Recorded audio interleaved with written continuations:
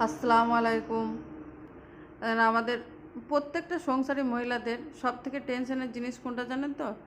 যে সকালে উঠে কি রান্না করব আর কি খেতে দেবো। মানে তাতে আমার ঘরে দুটো ছোট ছেলে আছে, তাতেও আমার চিন্তা হয় যে কি খেতে দেবো ছেলে দুটোকে। মানে মাছ মাংস থাকলে সবজি কি করব, আর 10টা নাস্তা কি করব, প্রতিদিন তো একই জিনিস খাবে না, পাল্টিয়ে দিতে হবে।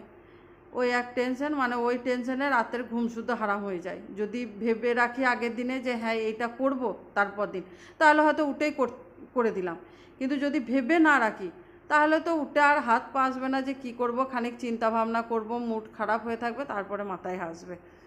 কালকে রাত্রেই আমি বলে রেখেছিলাম যে বাড়িতেই তো এখন দই বসাচ্ছি, তাহলে আলুর পরোটা করে দেবো। আর ছেলেরা তো আলুর পরোটা খেতে খুবই ভালোবাসে। তো বলে হ্যাঁ মা তাই করে দেবে। আর সকালে উঠে আগে আলুটা সেদ্ধ করে আলুর পরোটাটা করে দিচ্ছি। বাড়িতেই দই আছে, বাড়িতেই দই বসানো, ওই দিয়েই খেয়ে নেবে। আর মিষ্টি থাকলে মিষ্টি নেয়, মানে দুটো নেয়, একসঙ্গে নেবে না। মিষ্টি থাকলে হয় মিষ্টি নেবে, আর না হলে দই থাকলে শুধু দই নেবে। মানে আমার পক্ষে বেশ সুবিধাই হয় আলুর পরোটাটা বানানো। মাংস কষাও চাই না, আর ডিম ভেজে দিতেও হয় না। ওই শুধু আলুর পরোটা, দই নাহলে মিষ্টি, এই দিয়েই খেয়ে নেয়। আর আজকে আর মাংস পাইও নাই। মাংসওয়ালাকে ফোন করলাম, তা বললে যে দোকান বন্ধ রেখেছি আজকে। মানে অসুবিধা আছে, বাড়িতে আছে যখন একটু তো মাংস ওরা খেতে চাইবে। আজকে আর মাংস পেলামও না। আজকের মতো আলুর পরোটা আর দই দিয়ে 10টা নাস্তাটা সেরে